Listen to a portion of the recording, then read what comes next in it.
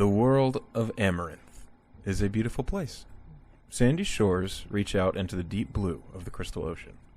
Snow-capped mountains peer over stretches of dense forest and golden deserts, white plains of frost and snow, and shining pockets of swamps and marshes.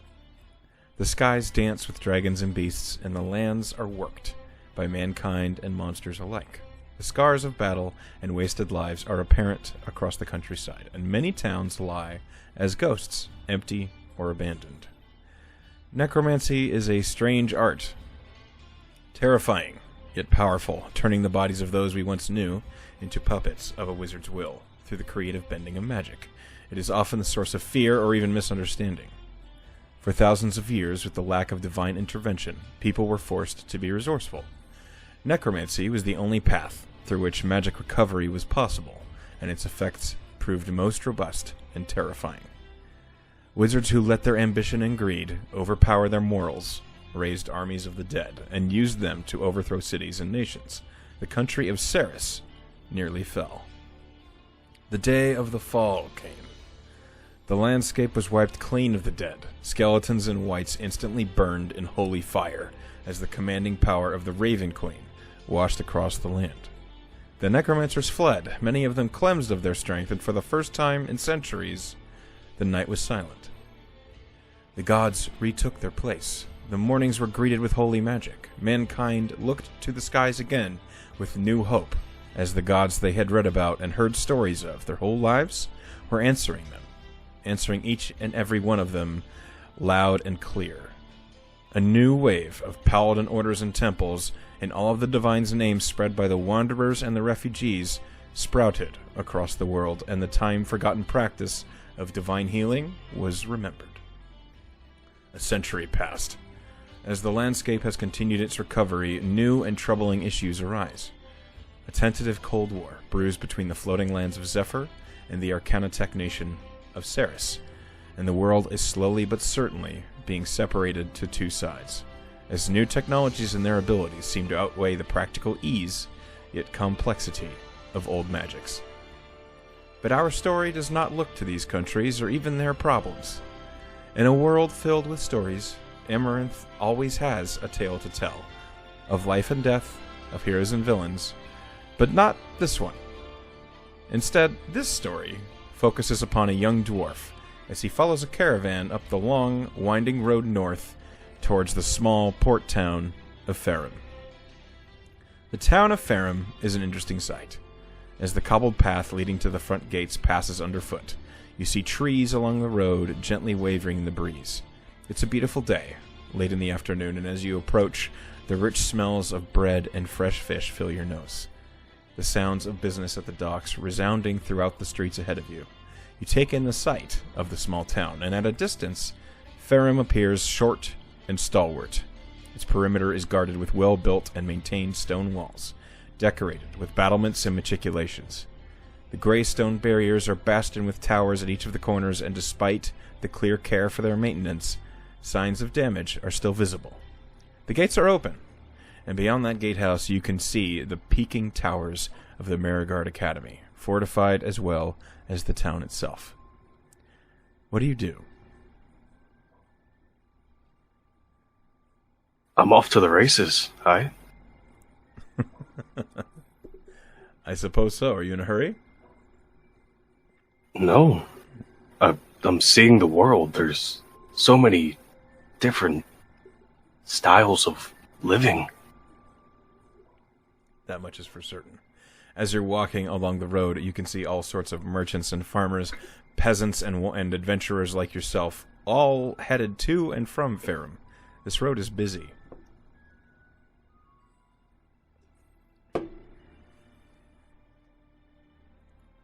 Do I hear the ringing of metal to signal a forge nearby? You don't yet, but you imagine once you get into the town of Farum, it would be hard to miss one. I will start my walk, listening, watching, observing. As you approach the gates of Farum, the town unerringly fills one with anticipation. The bustle of individuals coupled with the sturdy buildings lining the worn, weathered road. The sounds of the docks are louder now, and the calls of wares and fish fill the air. The smell of salt and brine almost overwhelmed the rich scent of freshly baked bread on the air.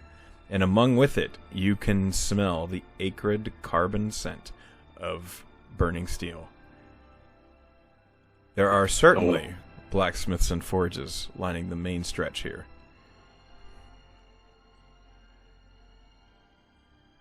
From here, within the gates, as you step in, you see down the streets, and to your right, the gatehouse that leads to the Marigard Academy. I should probably make my way there. You take one last look down the main stretch of Ferrum, all of the businesses and the vendors, the open stalls, and you see a couple stands selling armor and wares, and along with other ones selling textiles and food, wares and knickknacks. You turn and you head toward the fortress blazoned banners of the Marigard Academy. And the Marigard Academy is everything you heard it was as you approach. A stout, gray stone keep is sentineled by spires. Arrow-slit windows and protected battlements remark of a history in the structures. The main keep itself looks like it's only 2 or 3 stories in height, though it appears wider than you can tell from here. Trees and archery butts block your view after a ways.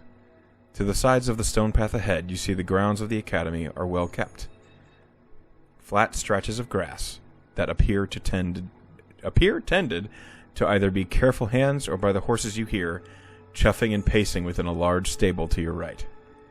Short fences and paddocks weave between high trees and boulders throughout the grounds to your left, some of which showing signs of wear or practice, and the banners of the Marigard hang from the lazy spires, and they flap lazily in the afternoon breeze, the sunlight dancing across crimson fabric. The spires bastion the keep at all corners. They reach high above the walls and with large windows, within which you can see flashes of light.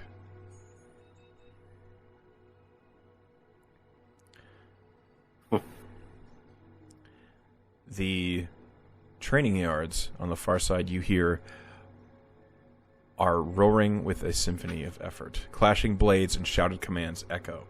Resounding thunder and staccato thumps accompany smoke that rises from that area, and you can see lights dropping from the skies in places you can't see.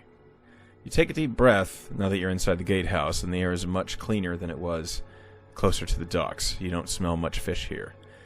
And you are nearly startled out of your boots by a voice from right behind you. My, aren't you a sight? Mm-hmm. You kind of turn around, and there is a woman right behind you, and she appears to be looking you down. She says, "One can respect a direct approach, but do you have the faculties to fortify it?" Velvet of dark blue reaches from the stone path to a black veil, accentuated by pale calfskin gloves that reach beyond her elbows, her fingers gently pressed to a chin that you cannot see. Pure white eyes peer from beneath the veil, and you swear they hint of a small smile. "A new hopeful, I presume?" That would be correct, yeah. "Only those who yearn to join look so distracted." She kind of moves past you, revealing cascading white hair that flows beneath the veil. She glides across the path toward the keep, her smooth blue gown only just drifting above the stone. You kind of crane your ears, and you can just barely hear the clacks of heels on the cobble. "I pray you do enjoy the view, as I certainly have," she adds over her shoulder. And she floats into the keep, the door shutting behind her. Well, that was odd.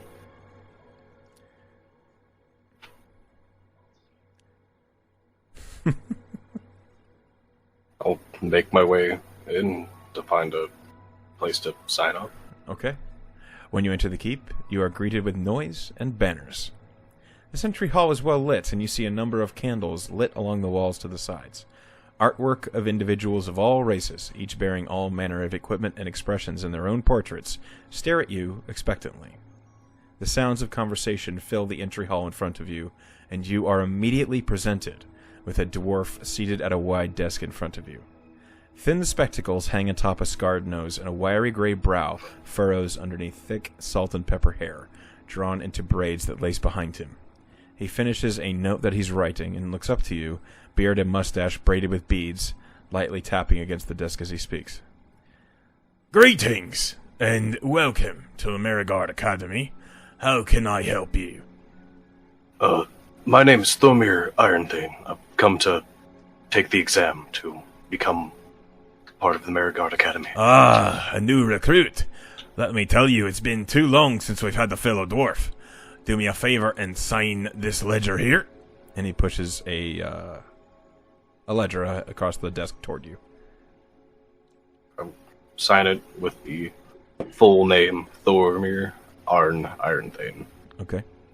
He accepts it, and he says, All right, looks perfect to me. Go ahead and head into that selection room, just across there to your left. And he points to a door. Thank you, Elder. No, Persh. Name's Persh. Pleasure to meet you, Persh. You as well. Good luck. Thank you. And I'll make my way towards where he pointed. When you enter the selection room, you are greeted by another, a slender human man who's reading a book. He would have slipped your notice had you not heard him speak to you.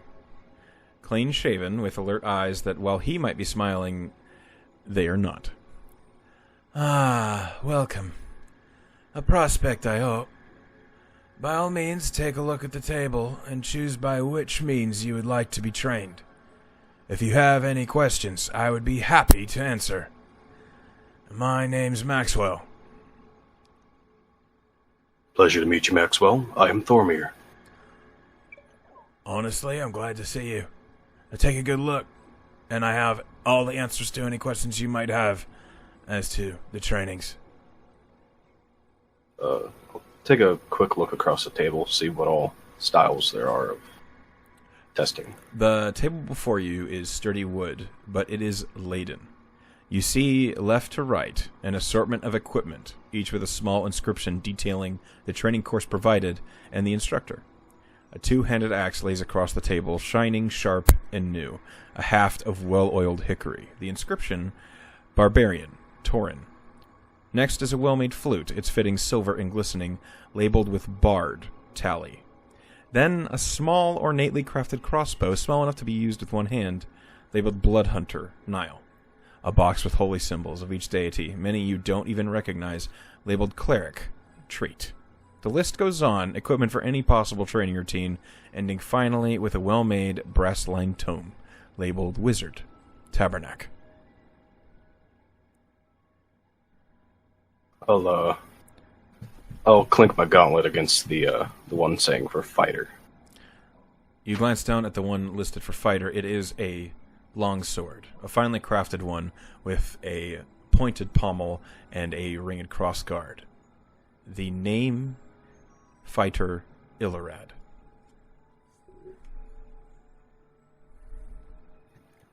I would choose to be going by the fighter's test. All right, that sword is yours, and then I need tuition. How much? 100 gold for the year.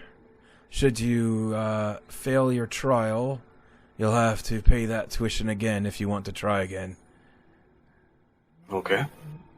You do have 100 gold. Yeah. I thought he would have been at least that prepared. Yeah. I'll hand over the separate sack that has the tuition in it. Thank you. And last, I just need a signature here. And he gives you another small ledger. I'll sign full name once again. He nods and he says, All right. Yours is the easiest to find, but I'll still show the way. Follow me. Alrighty. Do you take the sword? Yes. It is extremely well balanced. How does it compare to my own work? You are a little envious of this. It feels like it could dance in your hands. This longsword is extremely well made. You do catch the glimmer of layered steel and Damascus pattern along the blade. It is impressive. My. I must learn how this one was made. Do you say that to Maxwell? I'm more of saying it underneath my breath. If he catches it, he does. Okay. He opens the door and heads out, expecting you to follow him. I'll follow along. Okay. He leads you down a few of the hallways, and as you go through, you realize these doors are only 2 or 3 feet next to far apart, and that doesn't really make sense to you. Are these all closets? Well, whatever.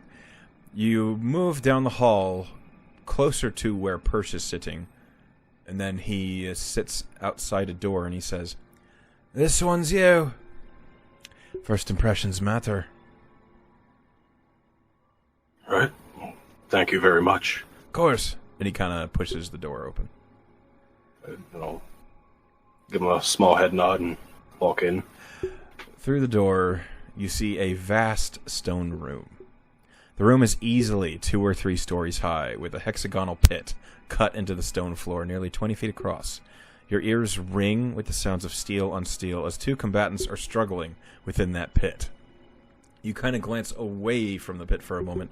You see the wall is lined with all sorts of equipment. Bows and swords, axes and polearms, daggers to light weapons. They're all strewn across the wall on different racks, apparently to be organized by weight. One side of the room is all daggers and short swords, light javelins, and small throwing weapons, and the other side leads all the way up to some of the biggest polearms you've ever seen. My. A small group of people surround the pit, now that you're taking in the room, all of which are dwarfed by a massive Goliath that towers over the pit, his arms folded. Lacing blue and black tattoos run across his neck up to his back, and he glances up to you as you open the door, and he strides toward you, spreading his arms, and he looks genuinely pleased to see you. "Ha-ha! A new hero has arrived! Welcome! Welcome! Tell me, what is your name?" I'm Thormir Ironthane, sir. A pleasure. I'm Ilrad. Tell me, what do you know? What have you come to learn? What have you come to do? I have come to improve upon my fighting style, to become more. Well, that is good news. You've come to the right place.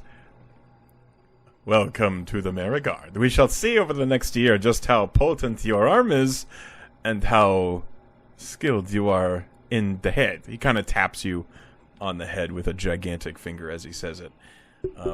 He says, "Where are you from?" Nosvadanya. Well, now you're from the Marigard. Thormir just makes a small smile. He kind of looks you up and down, and he says, Have you done much fighting before coming? I've done odd requests for the guilds before. Just bodyguard work, subjugation of smaller creatures, things along them lines. All right. Nothing to be ashamed of, to be sure. Work is work. But now you hope to be a contractor. I have you for the next year. Over that year, we are going to put you through some vigorous training. I do hope you have the stomach. And then at the end I'm a of the hardy year... dwarf. Most are, but I've seen some pushovers. You don't look it, though, so I'm not inconfident. At the end of the year's training, you shall go through the gauntlet, and should you survive, you'll be a contractor. And I am excited to see it. I hope to make you proud. Well, me too. So, for the rest of the day, you have some free time. You could go get yourself some dinner, find your quarters, have a nappy nap, and then tomorrow morning, bright and early, I expect to see you here for some training. Of course. And if you're feeling excitable, maybe we see how you do in the ring, Not today, though. No new recruits in the ring first day.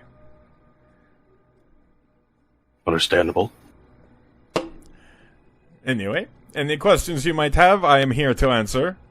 You can... One question, Mhm. and I'll pull out that longsword. Who exactly made this sword? Illerad kind of waves behind himself at the wall of weapons, and he says, I did. I made all of these. Well, I'm a apprentice blacksmith myself. My father is known for what he does, but I wish to make my own name in smithing. Well, you're welcome to practice at the castle forges whenever you have the free time. But during the day, figuratively speaking, your ass is mine.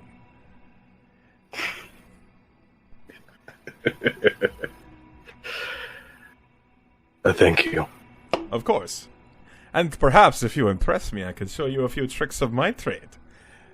Goliath forging is a little different from Dwarven forging, but maybe I can pass on some knowledge. I would be very much appreciative of that. So I hope I can pull a few tricks out of my sleeve to impress you. Just use your head. Anyone can swing hard. It's swinging smart that I care about. Alrighty. Now go. Swing smart. Have a good day. Have a good rest of the day, and tomorrow, hard work. I will see you tomorrow. Thank you. Of course. And he kind of turns back, and you hear him shout into the pit, No, no, no! You used leverage with your elbow! That was sloppy! And he jumps down into the pit. Thormir is smiling with excitement. Do you stay, or do you go, look for your quarters? What do you do? I will stay for a moment to kind of watch what's going on in the pit, along with kind of looking at the make and styling of the weapons. Okay. So, firstly, you go over to the pit and you see what he's doing. And he's jumped down into the pit, and you see that these two guys, one of them is a human, the other one is a half-orc. And they both are wearing full plate. The half-orc's full plate looks like it's a little bit too big on him. The helmet keeps falling down over his eyes. Though Illerad's attention is not on the half-orc. He's yelling at the human who is using a spear. And he attempted... It looks like the human tried to leverage the half-orc onto the ground in a trip. And he tripped himself. And so Illerad is like picking him up and showing him proper technique on how you actually trip someone when you have a polearm weapon like that.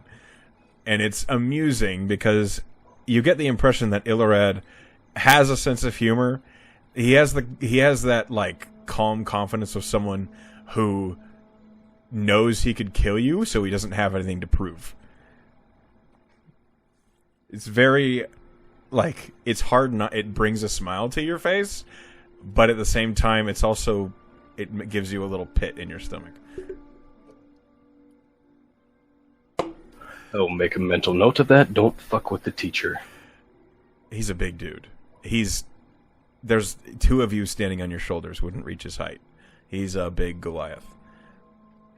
Along the walls, you see that these equipment are all really well made. Anything that has an edge, that edge is razor sharp. Anything that is blunt, you see that it is forge welded to the point where you could smash that thing against stone for hours and the stone would break before the weapon did. These all are made at least to masterwork quality. I'm gonna take out my notebook that's tattered and bound with dried leather, and I'm making notes, just the way the steel is moved, the process that could possibly be used in it, the steels that were refined to this point. Roll me a perception check. Okey-doke. It's 3. 12. 12. Okay, you catch this. There is one weapon that it's hung the exact same way as all the others, so you almost missed it. But it is a short sword. And it is oddly poor quality compared to everything else. It looks like the steel is fine.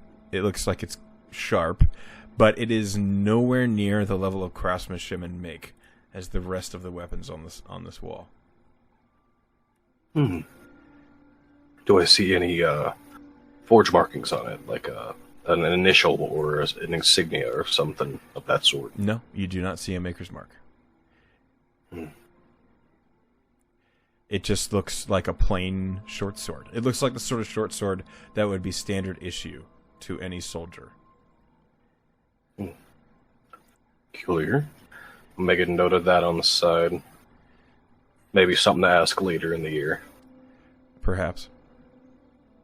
And then, once I've had my fill of nerding over the forge techniques, I will go explore the grounds, find the forge that's needed, the mess hall, and my quarters. Okay, you find the forge quickly. You find all the important places that you care about. When you leave the classroom, Maxwell is leaning against the wall, and as you come out, he says, He's always loud. I mean, it's quite amusing. I quite like the loudness. He's a likable guy. It gets on your nerves when you can hear it from the selection room all day. But I suppose that comes with the territory. I'll show you to your quarters, and then you're on your own. All right, thank you. It's like 2 doors down on the other side of the hall. He cracks open a door, and it looks like a barracks in here. Each bunks are doubled up. You see there are at least 12 beds in here. Most of them are taken. The only bunks that are open, one is right next to the door on the bottom, and then there is a top bunk open in the middle of the room on the far side.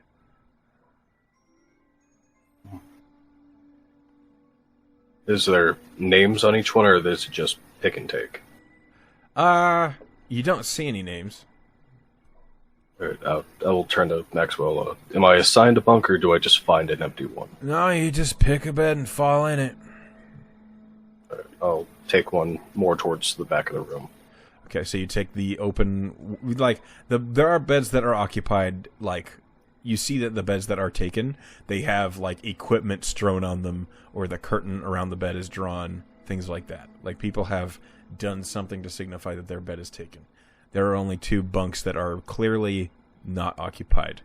And so you take the one in the middle in the back? Yeah. Okay.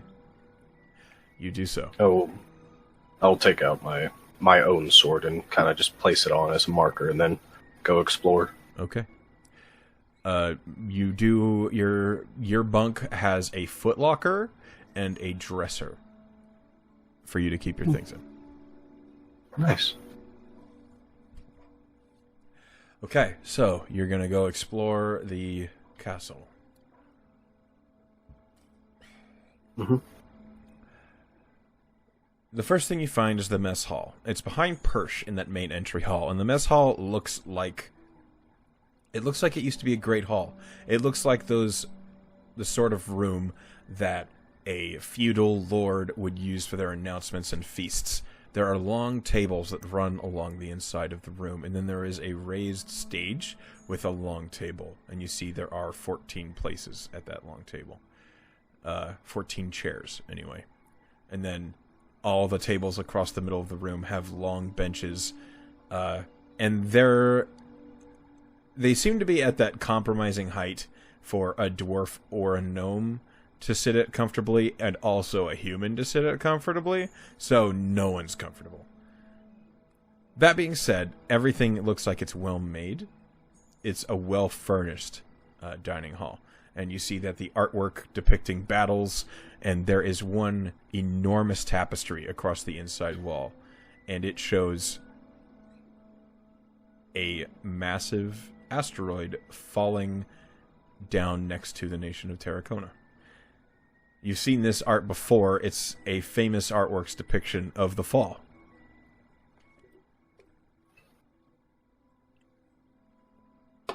It kind of shows up all over the place. I mean, I imagine so. It's a big event. Sure. So, the entry hall, they always have food they're setting out for people to grab. There's fruits and breads and cheeses and drink on one of the far tables, but right now is not a mealtime, so they don't have, like, dinner out yet. Mm-hmm. You move on. You leave the entry hall, I assume, and you go to find the forge? Mm-hmm. Okay. Persh tells you it's just at the...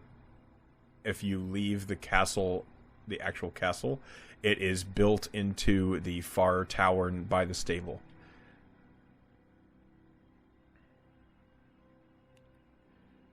Okay, I'll make my way over there and thank him for pointing out the direction. Yeah, all right, no problem. You step outside, and it still sounds just as busy. The sounds of practice and work going on out here in the castle yard. The forge is hot. You smell that burning coal smell that always accompanies any forge. And you go straight in? I'll make sure that, I'm not interrupting anything, kind of slowly peek my head in, and then making sure I'm not going to get hit in the face with a flying hammer, I'll walk in. Right. So you push her on the side, and the forge is sort of this... Okay. Stone pillars surround a small, cut-away working area that you see that the floor is cobbled stone. 2 anvils immediately interrupt the entrance. And then on the far side, you see a huge furnace, and then the actual forge itself, where they actually do all the heating and preparation for heat treating. You see that enormous quench tank that has a sign on it that says "No horses" in broad lettering on the far side is on the closest side to you as you push around. And you see a half-orc is banging something, and he doesn't notice you right away. I'll kind of try to see what he's working on, but not be too invested, if that makes any sense. The half-orc is actually female, as she is smashing what it looks like a billet. It doesn't look like it is anything yet. Okay. But as she's hammering something out, she throws it into the forge and wipes her brow and then turns to see you and says, "Ah! Who are you then?" Hello, I'm Thormir. I'm a new recruit. Oh, God, so many of you show up nowadays. I'm Seka. Sorry, I totally stumbled over that word. Seka.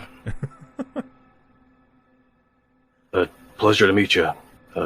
I'll hopefully see you in here most of the time. That's where I usually am. You got work for me or something? No, I was taking a tour of the grounds. I'm a blacksmith myself. I wanted to see where I'd be working. I see. You looking to apprentice then? I mean, I'm technically already an apprentice of my father up in Nosvedania. I'm just looking for new forging methods out in the world. I mean, you're here for the year, aren't you? Yes. Yeah. Well, I mean, if you got the free time, I'll always use the hand. But of course, yeah. I would love to give you a hand if need be. All right, show me what you know. And she kind of motions to the billet that's sitting in the forge. Alright, well, let's see. I'll do a standard long sword. She, as soon as you, say that, she says, No. We work till order here. We're making the axe head. Oh, okay. I'll try to think back to how my father would make an axe head. Okay. And I'll try to mimic the process that he would make, adding in a few extra steps or maybe deleting a few steps that are unneeded. Roll me a... What are you proficient in? Uh, I'm trying to think here. Roll me a history check. This would apply here, because you're working on what your dad used to do. 15. A 15. Mm-hmm. You remember the color that your father waited for the steel to get to before he would pull it out and begin hammering it. And you remember how he would alternate or work back from the edge to shape the steel into what it's supposed to be. Your pacing at the hammer is a little bit quick, and Seka steps forward and is like, "You slow it down. Slow it down. We're not in the move of the steel. If you're just trying to pepper it, hit it like you mean it and slowly." So you do good. You do hammer it out into the shape of an axe head. It is a very dwarven-like axe head with a flat top and a long pointed beard that reaches down. And she says, "Huh, that's an interesting design." Sorry, that's kind of force of habit. No, that's not a bad thing. All right. Do you know how to heat treat then? Yeah, that was my main job. Well, show me. And then I'd like you to roll me another history check. All right. Oh dear. No. Dear. Oh. Okay. So perhaps it's the different lighting. Perhaps it's the different ambient temperature, because it is warmer here than you're used to in Nosodania. You keep the axe head in the fire just a little too long. And you pull it out, and sparks just across the edge. And she says, you burned the... well, that's garbage. Well. How much do I owe you for that pellet? It's so we'll smelt it down and get some more carbon in there. It's all right. But good learning experience. So, Yeah. I don't Sorry about that. I don't think I'll be asking you to do heat treats, but you're all right with a hammer. So maybe I'll use you for the shaping, at least some of it. Then stop by when you got some time, and we'll find some work for you. Maybe I can pull that out of your tuition. Okay. Sorry about that again. Well, you know not to do that again, huh? Yeah. It's A little bit shorter. it's only bad if you don't learn from it.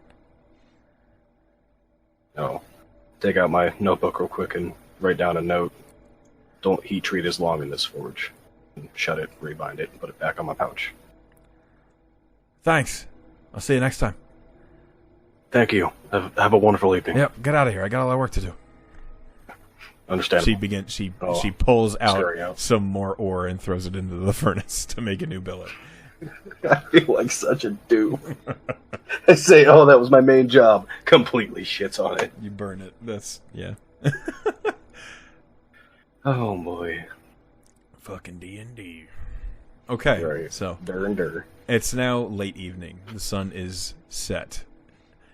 What's the plan? Grab something real quick to eat, and get ready to bed and get up early for class tomorrow. Okay. You go eat. The entry hall is busy now, and you see that the population here is pretty busy.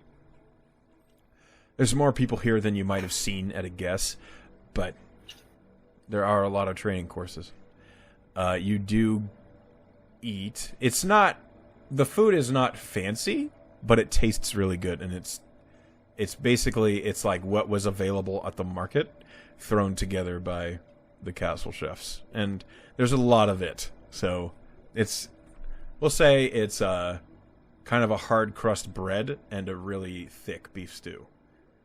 So it goes down easy. Probably a lot better than the dried meats I was eating. Oh, yeah. On the travel here. Oh, it tastes awesome. It's the sort of thing that they would make for a lot of people that everyone would say it tastes good.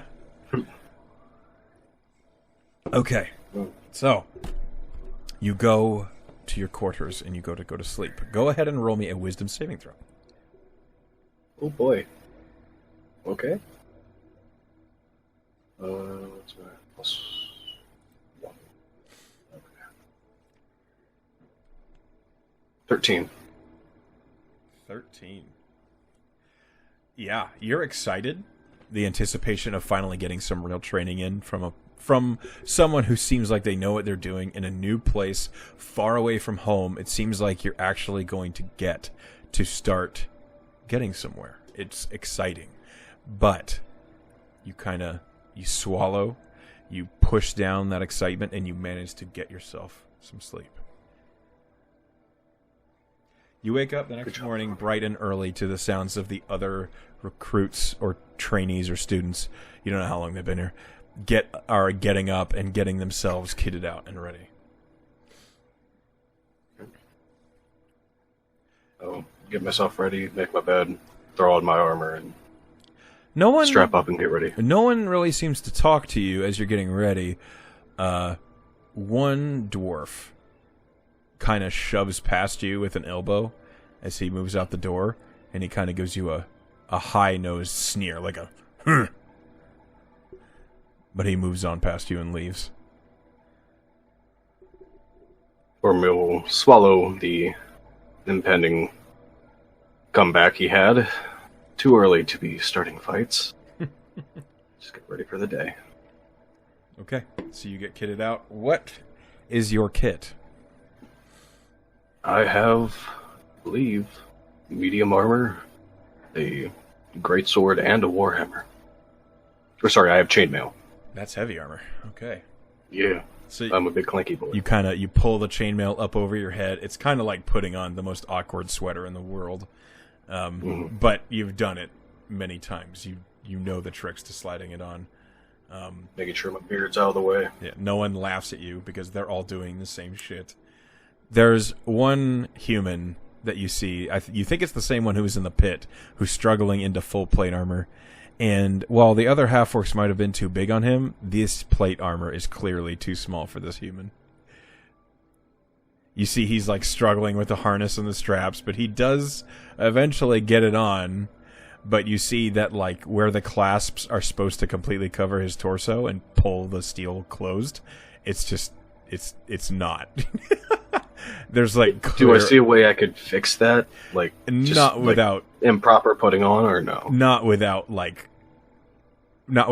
hammering the steel, not without taking it to the forge and resizing it to the scale. I didn't know if you buckled it incorrectly, or if he had the wrong strap. It's clear the buckle is at its full length. I feel bad for this man. Yeah. Hey, no one is really looking at him. He's a big guy. This human, he's a big human. He has said a few words to you. He seems like a nice guy. He's very kind of soft-spoken, and he's just big. He's sort of like the muscle-bound teddy bear type. Gotcha. He's the one who tripped when he was fighting in the pit. So, you get kitted out, and you follow the other recruits across the hall, and you push into the training room. And Illarad has a arm filled with wooden sticks. And he says, "All right. Good morning, good morning. I hope you are all ready. I see some bright and shining eyes for new and old." And he starts giving each of you a stick. And your training begins. So, I would like a few rolls from you, Ecker. Ready? I need a constitution check, a strength check, an athletics check, and a performance check.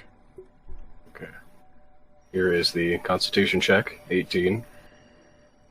Then strength check, you said? Yes. 13. Then athletics. Athletics plus 6. 15. And lastly is performance. Oh boy. Yeah. Regretting my placement. 8. -1. Oh dear. Yeah, that. Hey, it's the same as my charisma score. Okay. So, you delve into this year of training, and you do it with enthusiasm and vigor. You impress Illerad. That much is certain. He is impressed at your voraciousness, at your tenacity, at how hard you jump into the training game. It doesn't take you long before you realize you kind of have a deeper well of stamina than most of the other students. You keep working while the other ones are taking breaks. You push through the training exercises when everyone else is stopping for water. It's impressive. Illerad pulls you aside after about a month, and he says, "You know, it is not about making others feel bad." So, you get the feeling you're doing something right. Then comes the weapons training, and this you take to also particularly well. You push into all the different arms he has on the wall, and you take to it quicker than most. Not the quickest, but definitely well. You find which weapons you like the most, but you find the ones that you are the weakest with, and you shore up your weaknesses, so you feel confident that if you were to wander out on a battlefield, you would be able to use anything that you picked up. The dwarf that on that first day shoved you, you learn his name is Oralek. Oralek Goldsunder. It's not a name you recognize. It might be one that your father recognizes, but he doesn't like you. From day one, he's always tried to trip you. In training exercises, you always feel like he's taking the shortcut. He cuts the corners. He's the one who, when he's training, he might, when you're supposed to go at 10% power, he might throw that occasional full strike blow in. He's the sort of sneaky asshole. He's always trying to get that upper hand, and one day he gets it. You and him are doing a training exercise where you have to do a mock sparring fight, and you go for a feint, but he just hits you. He sees that you're going to feint, and you don't fool him, and you just get a wooden sword to the side of the face. And it hurts, and it's frustrating. What do you do? I'm just going to grip that wooden sword as if I'm trying to break it within a single hand.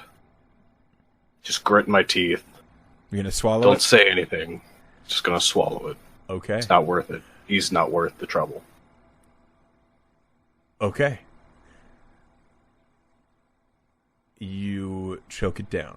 You do not let the emotional satisfaction that would be breaking this stupid dwarf's face in. You don't let it get to you. Roll me a wisdom save.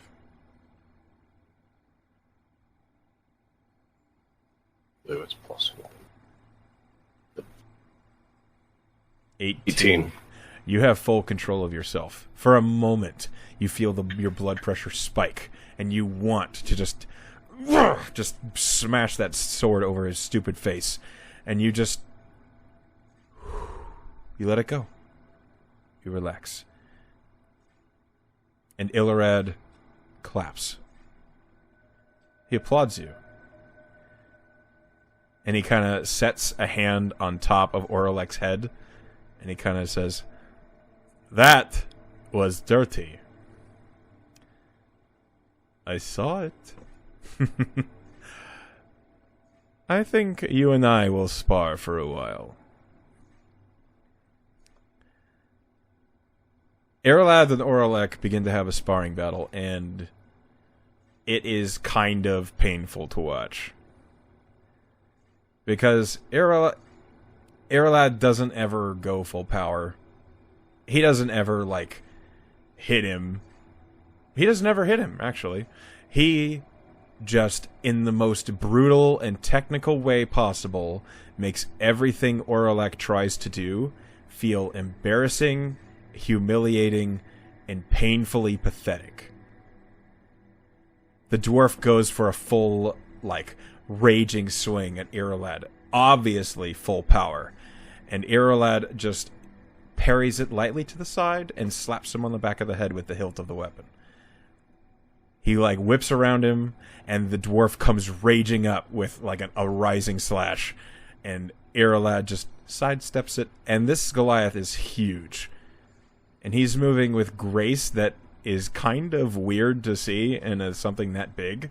But it's clear he's just moving by pivoting from leg to leg.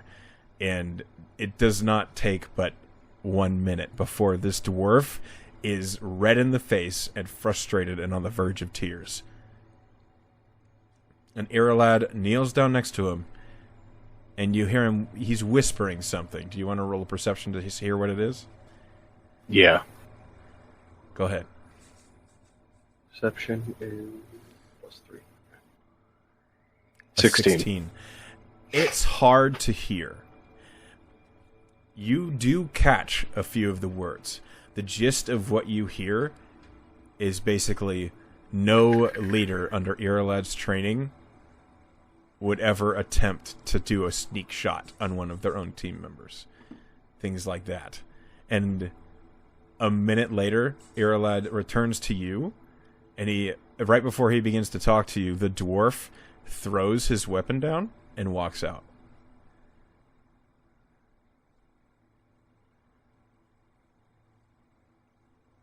And Iarlaid turns to you and he says, "That one always had a temper. That is always dangerous when you're leading a party. I am impressed. It was the first thing you taught me. It's smart, not hard." Well done. You've shown some significant self-control. Your trial is going to be interesting. That is for certain.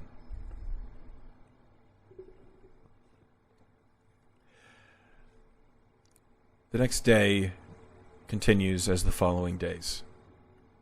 And you continue your training, proving yourself proficient again and again.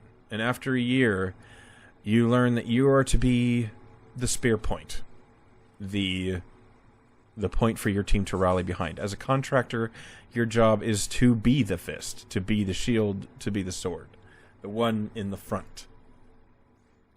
Whether that be in a fight or even in a conversation, you're not always to be silent. Sometimes proper leverage is useful in a conversation, and none but the fighter can provide it quite so effectively. Iarlaid makes it clear that sometimes a threat can be really valuable. Sometimes negotiating from a point of advantage is smart. And that's always part of swinging smarter. Finally... At this point... Go ahead. At this point, I'm sure his book is filled with notes. He probably has volume after volume. Yeah, probably. Roll me a pair of history checks. Roll me 2 of them. 10 and 17. Okay. So over the year, you also have spent some time with Seka at the Forge, helping her with some of the projects, and maybe getting to do a couple small projects on your own. She begins, maybe about halfway through the year, she begins to rely on you for shaping some of the easier things. She doesn't even bother picking those jobs for herself because she knows you're going to show up and you'll be able to hammer those out. She still doesn't trust you with heat trading. Occasionally she'll let you do the tempering, but when it comes to actually quenching and hardening, she does that herself. But you do definitely find some work at the Forge, and you get some more valuable skill practice in shaping and hammering, which really is what everyone needs all the practice with anyway. You end up making quite a few projects in your name, and you learn a few techniques you didn't already know. You learn how to properly fold and stack for unique styles of Damascus. You learn different sorts of layering techniques to keep the hard steel where you want it, no matter how much steel is in the piece that you're working with. And Seka teaches you these things with offhand remarks, just muttered over your shoulder. Put this one here. When you fold that, make sure this side is up. And when she says those to you, they don't immediately strike you as lessons until you see the parts are done and exactly what that did. It's a very unique way of teaching, but it's remarkably hands-on, and you find yourself remembering better than you might have at home from book learning or studying everything your father did. At the end of the year, you return to the training room. It is the last day before your trial, and Irilad is in the pit showing a couple new recruits proper grappling techniques and how to take advantage of someone who's on the ground. And you don't have anything to do. You haven't been assigned a training partner. You haven't been assigned a drill. It's your last day. What do you do? Am I the only one in there other than two that are on the ground? Oh, no, there's all sorts of people. There's always people in here. There's always 10 or 12 other students training or studying or just practicing different techniques or reading up on tactics, things like that. There's always something. Do I see that human with the ill-fitting plate mail? You do. He's over by the ranged area where all the longbows and crossbows are, and he's currently practicing with a longbow. Does it seem like he's any good with it? No. He's hitting the target, but it's not accurate. I'm gonna see and try my hand at it, just to see. Roll. You are proficient, so roll me an attack with dexterity plus proficiency. So a d20 plus 3. Yeah. 7. 7. So you kind of step up to this human. You know this guy's name is Carlton. You go to take a shot at the dummy next to his, and you loose. As your arrow bounces off the stone wall behind the archery, but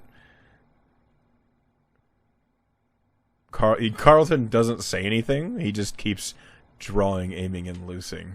But you do catch his eyebrow raising a little bit.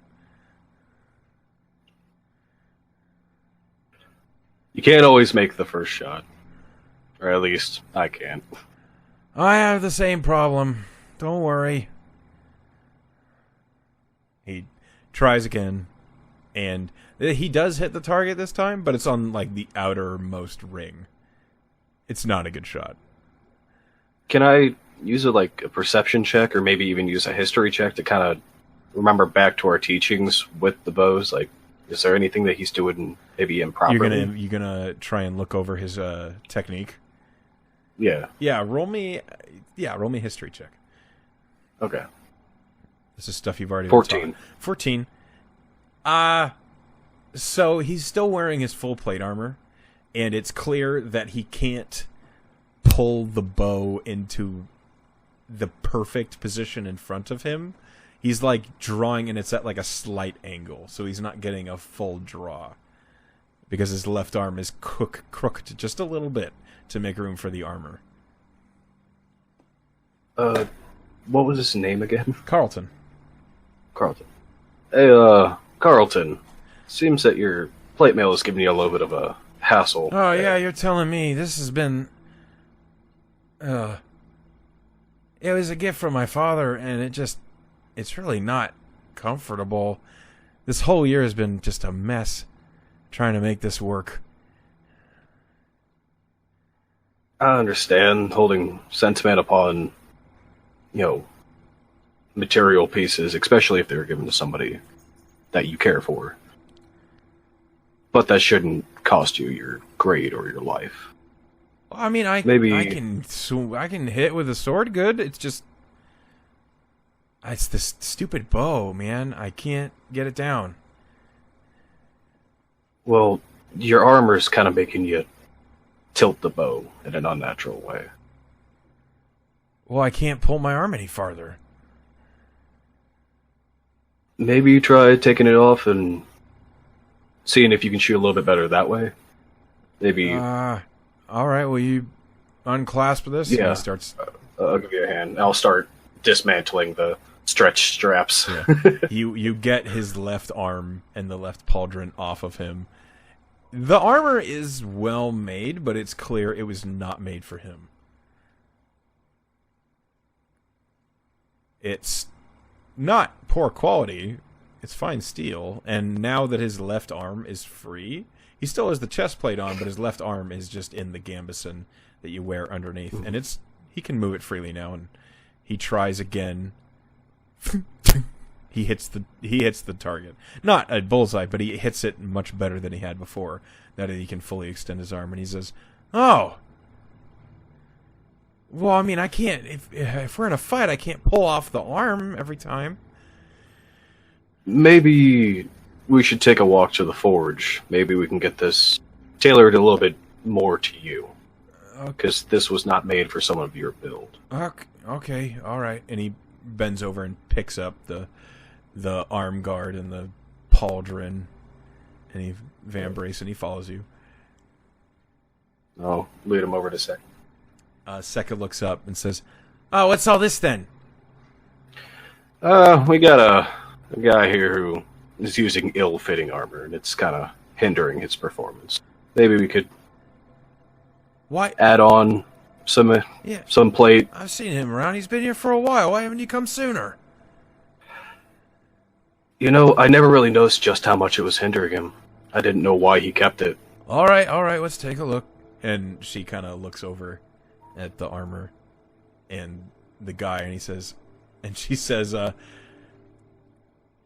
"You're a daft one, aren't you? This is sized for a dwarf." And the guy says, "Oh, well, I guess that makes sense." So she starts pulling it off of him, and she says, "This is gonna take me a while. It's gonna take me a week to stretch this out. So, just don't get stabbed in the meantime."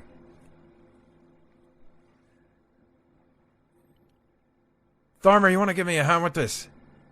Oh, of course, yeah. And I'll come up and roll me put my hands where they need. Roll me a history check. 11. Yeah, so roll 20, don't like me. That's okay. You haven't seen your father do a lot of armor work, but Sekka has shown you some things. And the art of stretching armor, of hammering it so that it stretches out, is not easy. The difficult part is not over hammering it. So I'd like you to roll me strength plus proficiency, basically an athletics check. Okay. Okay. You're controlling your strength and not over hammering this. Please don't fuck this up. 9. Damn.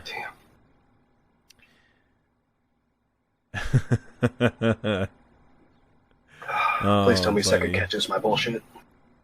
Please. So, you begin to work on the greave, and you begin hammering it out. And it's not... You heat it up in the forge, and you lay it out on the anvil, over the horn of the anvil, to start hammering it out. And you stretch it so that it's wider. And then they go to fit it. This is the first piece, and this is just the one that you have time to help with before the night is over. And Sekka throws it into the oil to quench, and then wraps it around Carlton's leg. And as she goes to clasp the buckle that she refits on, it just begins to bend a little too far, and she says, "Oh, you." All right, it got a little too thin here. We just have to surface that back up. That's the problem with trying to rework armor someone else made. And she pulls it off of him, and you see she's getting a jar of steel powder. She's going to start surfacing it back up, and she says, "It's all right. Don't you have a trial to get ready for there, Thormir? I do, but helping a friend is also... You have helped all you can. Okay. You go get some sleep. I will take care of this. And Carlton looks to you and says, hey, really, thank you. Hey, that's what classmates are for. Wish I had caught it sooner, though. Yeah, I wish I'd have known. I should have, really. I mean, it happens. You had sentimental attachment. It's alright. I'll pat him on the shoulder and make my way out of the forge to my room. You hear, as you're leaving, Seka says, you can have some loaner chainmail till then. Just don't get stabbed. And then you head to your room. Okay. It is... Wait, wouldn't chainmail be good against stabbing? It'll be okay. There are things that can get through chainmail. Yeah. Anyway. Sorry, offhand topic. It's okay. In fact, there are daggers and arrowheads that are designed to fit inside the rings of chainmail. Very true. Anyway, you go to bed. Roll me a wisdom save. Oh, boy. Yep. It's just 19. Wow. Okay. Okay. I guess the exhaustion for screwing up a pauldron works. Yeah. You think about botching the blacksmith work a little bit, and you kind of go, oh man, that didn't go well. And then you realize just how tired you are. And you rest your head on the cot, and you black out almost immediately. And you wake up, it's early in the morning. You hear other people stirring, but you might be first awake.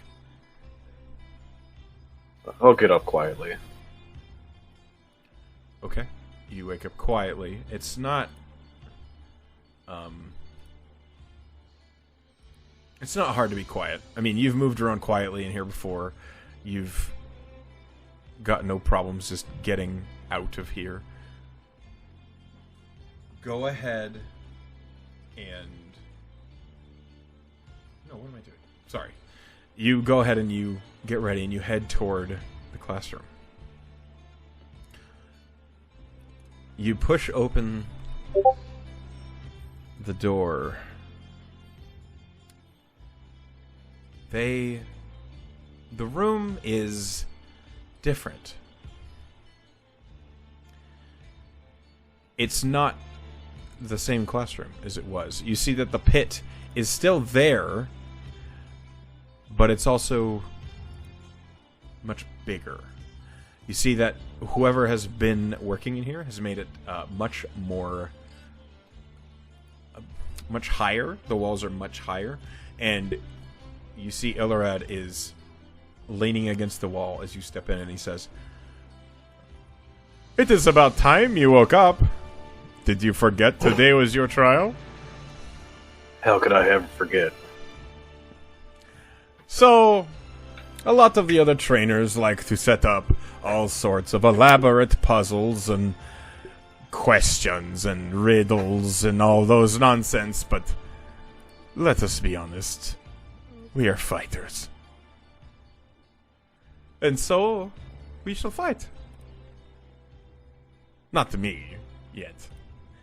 But we shall see how you do against a few of my volunteers. and you see now he kind of opens his hand, and a few people in maybe leathers and studded leathers and other metals, armors kind of step out. You don't recognize any of them. They all seem to be wielding small weapons, maybe scimitars, short swords. And he says, I will be standing by to make sure you do not die horribly. But I do expect you to use full strength. Are you ready?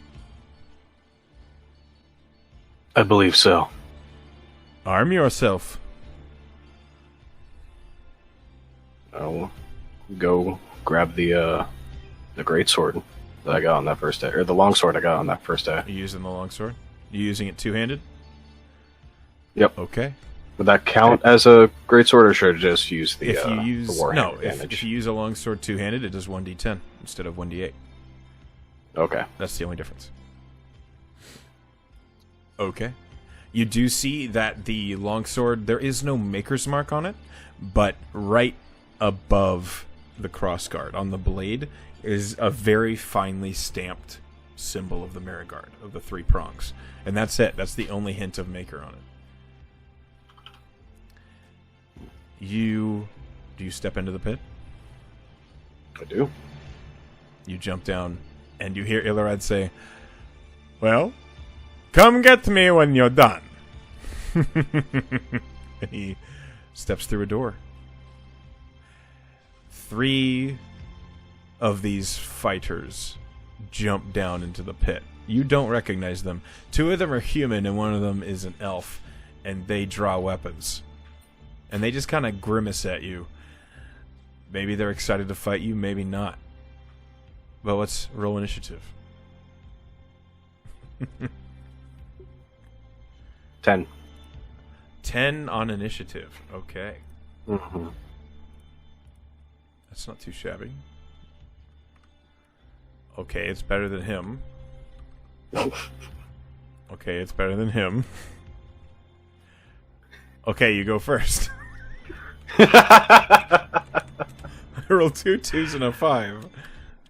Jesus, Echo. Alright, so these 3 jump down into the pit. They're about 10 feet away from you. 1 is directly ahead of you, and then the other 2 are next to him. One of them has a light crossbow in hand, and looks like he's going to try and step back, and the other 2 are stepping forward, one with a scimitar and one with a small hand axe. It's your turn. Because Has the crossbow guy has our crossbow guy been able to step back yet, or is he just about to? You're just inciting that. You can tell that's probably what he's going to do. Okay. I'm going to try to knock his feet out from underneath him with a sweeping strike. Oh, so you're doing a called shot on the feet? Yeah. Okay, that is a roll and attack at disadvantage. Alrighty.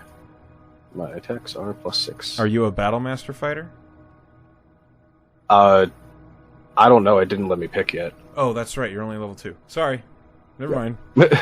I was mainly saying I'm going to try to sweep his feet Yes. out from underneath him. It is a trick that you've been taught, but you're not that specialty yet. Go ahead and roll the attack at disadvantage. Oh, why? Okay, so you swing, and your sword just gets caught in the sand at the bottom of the pit, and the attack fails.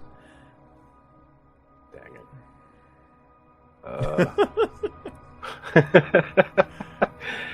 Since I'm in range, can I try to, like... You can do it. I think you have 2 attacks.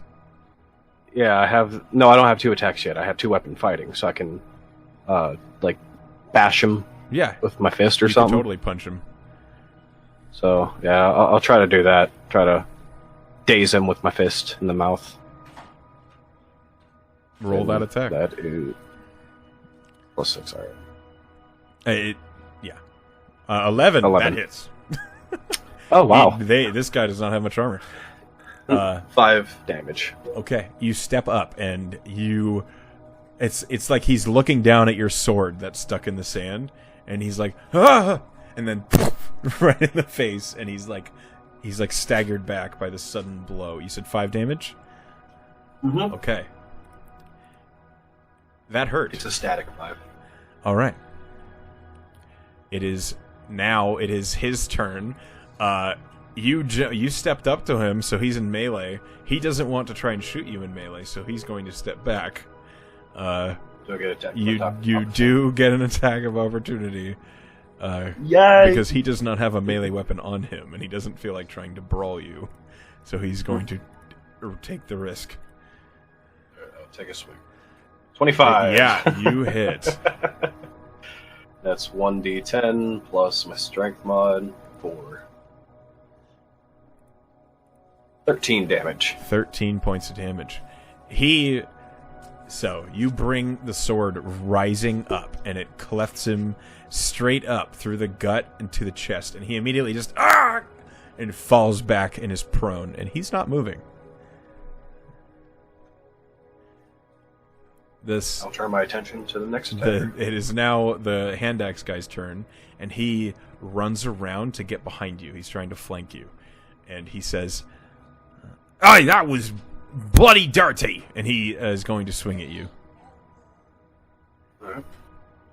I don't have parry, sadly. That is okay. GM. I don't think that. Maybe that'll hit. 8. No, that doesn't hit. Okay. Okay, so his first 16 his first swing. Oh, he only gets one swing. Okay, low levels. Yeah, he kind of swings past you, his weight pushing him a little too far, and his axe sticks into the sand behind your feet. And it is now the next guy's turn with the scimitar, and he kind of swings it around with a flourish, and he goes to bring it down straight on you. He's standing right in front of you. And 13? Nope, 16. Heavy armor. Yeah, he brings it straight down, and you just raise your longsword to catch it, and you slide it off with a shing off to the side. And it's now your turn. Alright, I am going to go for a thrust right at Mr. Scimitar. Okay.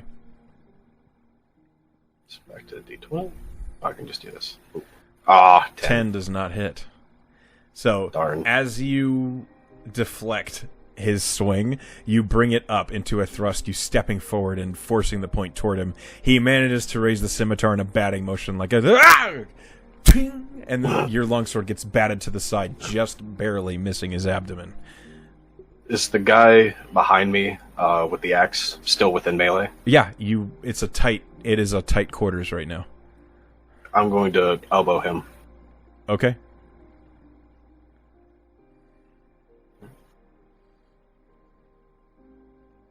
$25. Okay. So you step forward with the thrust, and after the thrust is deflected, you use the momentum of your sword being knocked away to use your offhand and just right in the face, the elbow, and you hear the guy go as he's hit Another 5 in damage. the face with an armored elbow to the chin. Okay, you've done more damage with your fists than you have your weapon. Should have been a monk. Okay, so it is now. Okay, crossbow guy is dead. Or he's unconscious. He's not dead. Axe boy, he's recovering. He's holding his face. He's like, "Ugh, bring it up!" And you hear him shout something. And then he's going to swing. It's not really intelligible because he's holding his mouth, but it sounded like a call out. And then he's going to swing the axe down on you again in a horizontal slice. This is not the right music. No, it's just like a dance, but with blades and blood.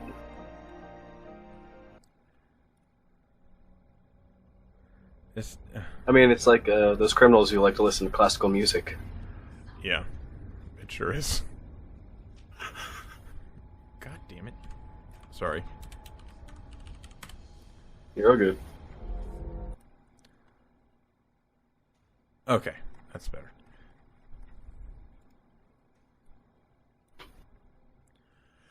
Okay, so he's going to bring a horizontal slash across your side. He's going to try and knock some meat out of you. Let's see if he hits. So far, they have not been so effective. No. 13. I rolled a 10. Okay. Nope. So Glides right off. again, you feel this axe clash into the chainmail, and it kind of catches it, and you feel your armor just get tugged over your gambeson. No effect. You feel like this strange blunt little, and that's it. You see 2 more people jump into the pit, but they don't get a turn yet. The first guy, the one with the scimitar, is going to slash at you again. Ready? He does hit. Oh my. He rolled a 22 to hit. Jeebus, yeah, that hits. You take... Are you ready for this? Oh, You take 3 points of damage! oh no! You feel the scimitar bite. It just manages to catch your right arm. Just barely, the blade cutting through and getting into a piece of the armor as one of the chains are knocked loose. Ouchie. Little bit of blood on the blade, and he says, "Alright, got him! Poke us the side!" And that's his turn. Now it's your turn. Now, question, can I use my offhand attack to throw sand? I would say it would imply a dexterity saving throw on the guy to see if he gets blinded. Yeah. So roll an attack. If it hits, I'll roll the save. It would be, you would not be proficient with this, so it will be a d20 plus your dex modifier. Oh boy. And, hey, 12. 12 hits! Let me roll that save. Let me see what the save is. Pocket sand. Okay. He doesn't have a great save, but it is a save. So, let's find out. A natural 20. That is one of the nat 20s. You throw sand in his face, and he just dips his head to the side, and he's just, what was that then? I'm gonna come up with a rising slash, two-handed. I would say throwing the sand is an action. You could punch him. Oh, I know. Damn. I know. Then I'm gonna throttle him right in the nose. Okay, roll an attack. Could I act as if the sand was a distraction? Sure. Kind of like a You feint? can totally play it off that way. 10. It does not hit. Damn. This guy is slippery. I can't do anything because the dice hate me. It's okay. So, I can just punch. you kind of step up, With you dwarven throw the mode. pocket sand in his face, and he manages to dip it to the side, and he's about to say, as he has to dodge again, as your fist just right past his face, and he shuts his mouth. Don't laugh on the battlefield. Crossbow guy is down for the count. Okay, it is one of the new guys' turn. He steps up. He has a short bow. He's going to shoot at you. These guys have not been able to hit you very well. That's a natural 2. You don't even notice he shot at you. Matrix. You hear this. That's all you heard. And then a small curse. Just a fuck. Alright, now it is Hand Axe Boy. Mr. McCan't hit shit. Yeah, he's going to swing at you. An Watch him 11 hit. does not hit. Okay. Nope. So this guy with the hand axe has just been ineffective, and you can hear him just. Argh! You're moving too much that he cannot get a good swing on you. Your stout dwarven form is a little too short. It's awkward for him to swing at, and at the same time, you're just moving too quickly with too much armor on. And What was that about my it's height? just not good enough. Okay, Scimitar Boy's turn. He's going to try to grapple you. Oh boy. I need you to roll me an athletics check to resist the grapple. Oh, 9. That's okay, I rolled a 5. I'm not rolling well either. That's the thing with roll 20, we both lose. Okay, so he crooks the scimitar up under his arm, and he tries to wrap his arms up around your other arm in like an arm bar, and you just throw him off. Like, get out of here. And then the fourth guy steps forward. He has... What does he have? He also has a scimitar. And he's going to swing. And you are finding yourself a little surrounded. Oh, that's an 11 to hit. That's not going... Dude, Jesus Christ. I'm a slithery snake. They have +3 to hit. It's really depressing. Okay. Yeah. All right. It's your turn. Alright, biscuits. It's gonna get hard. Ooh. So I have 4 dudes surrounding You me. have 3 that are immediately on you, and 1 off to the side who's trying to shoot at you at disadvantage. Okay. Can I move just so to where I'm kind of to where the archer guy is kind of blocked. Like I have full cover because of the other people. Yes. And then You could do that. do a slash on the guy that I'm You at. might take an attack of opportunity from the first guy with the scimitar to do that, because you're kind of creating a bit more distance from him than the other two. But you would successfully give yourself full cover. Okay, I'll take that hit then, if it hits. Okay, he's going to swing at you. That's a 15. He Nope, does not just hit. below. So you step out, and you see this guy step forward with Roll the out. scimitar, and you just kind of raise the crossguard of your longsword in time, and just ka-tink, blocking the scimitar slash as you roll away. Now, am I behind the axe boy? Now you're behind the axe boy and the other scimitar guy, and then the original scimitar guy is farther from you. He's 10 feet from you. Okay. I'm going to take a slash at the back of his legs. Okay, roll an attack. That does 8. not hit. Now I'm gonna punch him in the. I don't know. Punch him in the back. Okay. Oh my! 20. That hits. Roll damage. Is it 5 damage? I should have been a monk. It's 5 damage for the punch. Yep. Okay. You roll back and you kind of like drop your elbow on his spine, and he just and falls forward unconscious. I punched him unconscious. You sure did. So now you have 2 scimitar guys and a short bowman, Oh my! and it is the That's all I can do. It is the short bowman's turn. He does not have a shot on you. He's going to move around to the other side of the pit, so he has a shot at a... Your AC is increased against the shot, because he can't really get a good angle here. But he's going to try.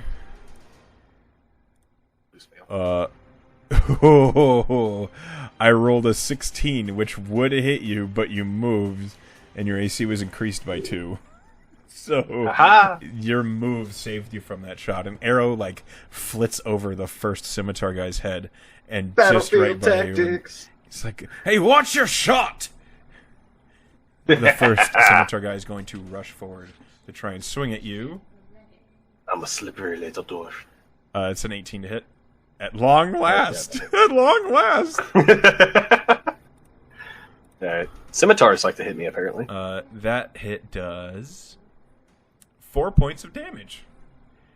Oh boy. Okay, so this one, I think I'm at their hit point total now. he brings it down on you and then manages to feint it to the side right as you bring up the longsword to block, and it catches you on the abdomen. It's not a deep cut, but it hurts, and you can definitely feel some blood running down your leg now. Alright. Okay, so is now the next scimitar boy's turn. Let's see how he does. Natural 1. Nope. No, that doesn't hit. That doesn't hit anything. Okay, Mm-mm. it's now your turn. Alright. Because Axeman's dead. By punch. I'm gonna swing. I'm trying to think, like, is there a way I can pull some, like, grappling techniques out, but I can't think of anything that would actually work. So I'm gonna swing at the new scimitar boy. Okay. 16. Yeah, you hit. Fine. And it's all still two-handed, by the way. Yep, 1d10 plus strength. 9 damage. 9 damage. This is the first scimitar guy? Yep. You swing, and the longsword runs in a tracing line up his right leg, up through his abdomen, and he falls forward, kind of writhing, and he's out of the fight. That's gonna leave a nice scar. Yeah, that's a pretty gruesome slash. You had now. I mean, hey, they're crowding me. Well, now Don't. Nobody puts baby in a corner. now there's just one scimitar guy who's looking at you like, he's not looking too confident about this. And then this short bow guy who's hastily drawing another arrow and beginning to pull it back. Thormir is trying his best to stay stone-faced. It's an intimidation tactic. Roll an intimidation. Oh, okay. What's my intimidation? Now, am I allowed to add my strength Yes. to my intimidation? This is a strength-based Ooh. intimidation. Awesome. So it's intimidate plus strength. 8. Aw, Let's see how they do. Damn. Save against that. I mean, how I've been rolling, they might... Scimitar nat 20s. And short bow. You see the guy with the short bow? His hands begin to shake. He's, like, having a hard time knocking that arrow. And he's going to probably have disadvantage on his next shot. Yes! Okay. Is that your turn? Okay, yes. So now it is Shortbow's turn. He's going to shoot at you at disadvantage. And I rolled a nat 17 and then a nat 2. So the arrow, it would have been true, but his hand's just shaking too much, and it goes right past you into the wall. I look him right in the eye as he tries to shoot me. Fucking God! And he's drawing another arrow, still shaking. Now it's the scimitar guy. He's going to step up, and he's going to try to trip you. Oh, boy. Roll me an athletics check to counter that. Nope, nat 1. Okay. Ugh, you fall down. You are prone, and he is standing over you and raising the scimitar for a swing. But that was his turn, so you are prone. Now it's your turn. All right. I'm going to get up and go for a tackle. A tackle? Yep. Okay. Roll athletics. 20. Yeah, I rolled on that 5. You tackle him. Are you trying to move him a certain way or just get him prone? I'm putting him prone and then punching him in the face. Okay, so you stand up, with you use your action to just knock him over, and he falls down with your weight on his chest. Roll the attack with advantage. 20. Damn, yep, right. You hit it. I was hoping for that nat 20. That would have been nice, wouldn't it? Put 10 damage. Yep. Okay, so 5 damage. Yep. Get slammed in the face, and I am no longer prone. Just, he's like dazed a little bit, looking up at you, his eyes spinning a little bit. Looks like one of them is having a hard time focusing. Your knuckle hurts a little bit. You hit something very hard, very hard. The short bow is going to shoot at you, still at disadvantage because he's still afraid. That is... I rolled a 2 and a 3. So, he's just he's a shambling mess. Just, fuck! See a little wet spot. Drawing another arrow, like... A little wet spot starting his pantaloons. Yeah, he's like backing up. His back is to the wall of the pit, drawing arrow after arrow, he's afraid you're just going to rush him, which you probably are. So, Shortbow's turn. He is currently underneath you. He's grappled. He's going to try and attack you. That's a 7. No. So he can't even get the sword up high enough to actually swing. So he tries to shove it into your gut, but you're wearing chainmail, so that doesn't get anywhere. You just feel this slight pushing on your chest. Your turn. All right. Because he's prone and because I'm within 5 feet, I get advantage on this. You have advantage on a melee attack. That's 2 nat 20s. What the dance? Okay, roll 20. What the diddly? Go home, roll 20. You're Where have you been? Okay. Yeah. Are you going to... right. Okay, you are going to finish him in one strike. Are you going for a brutal killing, or are you knocking him unconscious? I'm knocking him unconscious. This is a test. I'm not trying to kill him. You, raise the longsword up over your head and flip it around and bash him with the pommel brutally into the side of the head. And he's just... Right. And I have movement. I'm going to rush the bow guy and punch him in the face. Okay. Roll an attack. Good old 2-weapon fighting. Right? I need to get that dual-wielding feat. Oh, 7. So he starts rushing you, and he's just... Ah! And he just... he manages to roll to the side right as you get there. And you're just... right past him. And it's his turn. He throws the short bow aside and draws a short sword. He's going to try and swing that at you. All right. 18. Oh, wow. He hits you. Okay. I'm as surprised as you. Right? You take 6 points of slashing damage. Oh, boy. That's the most damage I've taken so far. He's still he slashes at you ferociously, managing to get into your arm where that chain was already broken. That cut's kind of deep now. It hurts. Your arm is feeling a little tingly and fatigued where that slash is happening. Okay, it's your turn, and he's last man standing. All right. He's going to get a double pounding. We're going to swipe at him and then punch him. Okay. So That What that the- is a miss. 2021-1 It totally is. Okay, roll the punch. Yeah, that hits. and a 15 to hit. Yeah, 15 hits. I should have been a monk. 5 So points 5 of damage. damage to his face. So you with a brutal swing, just like a baseball bat swing, straight over him, just. And he's like, ah! And he like ducks down, trying to get away from you, and you just like, with the momentum, you raise up and you knee him in the face, knocking him back up to standing. Just oh! And he whips around and he goes to swing at you with the short sword again before trying to roll away. That hits. I rolled a 19 plus 3. Oh, wow. I do. Okay, what's the I do damage? 3 points of damage. All right. How you Get how you close. looking? 6 HP. out of 22. Okay. So he manages, as he's like, he ducks under you and he like thrusts the sword up, and it does stick into your chainmail, but the point gets through a few of the rings and you feel it dig into your side. It's just it hurts and you feel that sharp stabbing pain. Can I try to intimidate him again by yelling in his face? Yes. And drop that by 1. 9. Oh, come on. I want to be scary. He does not seem shaken this time. It seems like getting that blood drawn makes him feel a little braver. But it is your turn. So go ahead, All right. give it a shot. I'm swinging again. Fingers crossed. Yeah, you hit. 20! Yeah! Roll damage. Please go down. 10 damage. 10 damage. Just he like, as he stabs you with that short sword and you scream at him, and then just he falls down onto one knee and then is on his stomach down in the sand. And combat's over. And I'm ready for the next person to come. I'm still ready. You're catching your breath. You're just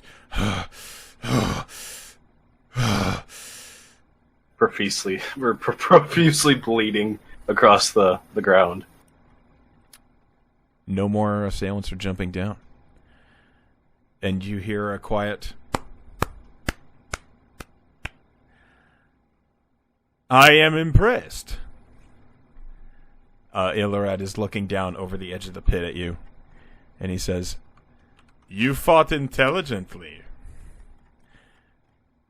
You did not spend any time where you did not spend any time. I am pleased. Congratulations, Thormir. You are a fighting contractor of the Marigard Academy. I will stick my sword in the ground and give him a bow. He offers a hand down to you to let you help you out of the pit. Sheath my sword and grab his hand to get out of there.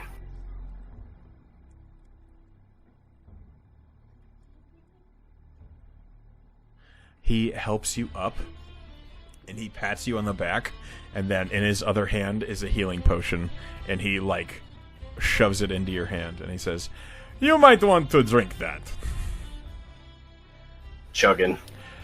Now that you're standing up, you see another figure is there next to him, and it is a man wearing full plate armor, and he has a warhammer and shield over his shoulder, and he is holding a holy symbol, and he looks over the pit, and you hear him say a few words, and then you feel a strange radiant energy filling the air, and he turns to you and says, That was quite the show. Well done. Thank you. Any team with you at the helm, they'd be fine. Thank you very much for that. He offers you a hand, and he says, I'm, Varian, the cleric trainer. Thormir. Thormir. A Fighter. pleasure. I'll shake his hand. A pleasure. Pleasure's all mine. I hope you're looking after some of my students later. I hope to be of use to them. You got a good one here, boss. and he turns and starts to head out the door. And Ilarath, who's looking down at the guys he had hired to fight, they are bleeding, but they feel better ever since that spell was cast. And they are getting up. And Ilarath was said, "Hey, it's all right. You did your jobs." I'm gonna try and intimidate that archer again, just looking at him, dead stare. Roll intimidation. No! He kind of glances over at you and just... That's a nice left hook. Thank you. So. What's my hit point total at now? I didn't roll for the 2d4 healings. plus 4. I'll roll them for you if you'd like. I got it. 4 plus 4. 9. There you go. You heal 9. 5, 6, 9. And did I get any healing from the cleric, or was that just... No, that was just on the guys that had fell down. Okay. Okay. But, on that note, Thormir Ironthane, you have passed your trial. Woo! And so, I'm a big boy. Illarad turns to you and he says, "Go home. The rest of the day is yours. Go get some sleep. And then tomorrow will be your assignment." Well done. Thank you for all the teachings. Hey, it's my job. It was fun to learn. It's fun to teach. I'll stick out my hand for a handshake. He shakes it. Have a good day. I'll make my way out.